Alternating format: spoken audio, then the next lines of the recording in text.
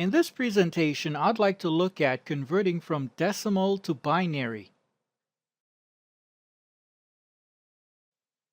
Let's take a decimal number like 201. Now this is a decimal number. It's grouped together in base 10. We want to convert it into binary, meaning we want to regroup it in base 2.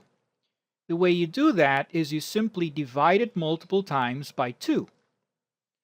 If we divided 201 by 2, we get 100, remainder 1. This remainder is the actual binary number. If we were to continue to divide this until we end up with 1, then all of our remainders is essentially the binary number. So let's work through it. 2 into 100 is 50.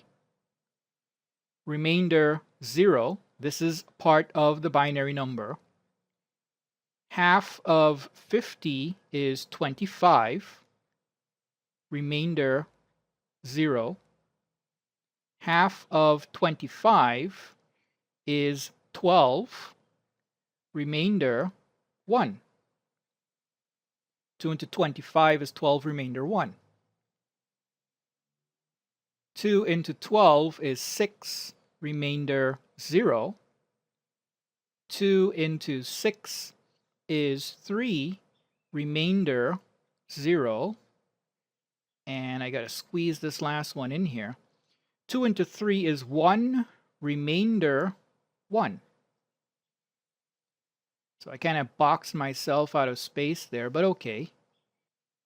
This all the way over here, going all the way up here, coming all the way around here, is the binary number. This bit is the beginning bit. This next one here is right next to him. And then this bit goes right there. So you're taking the one at the very bottom, and that becomes your first bit. And then the others that follow are all the way up here. So 1, 1, 0, 0, 1, 0, 0, 1.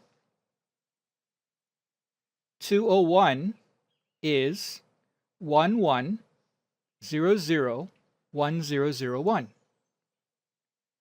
Let's use the calculator.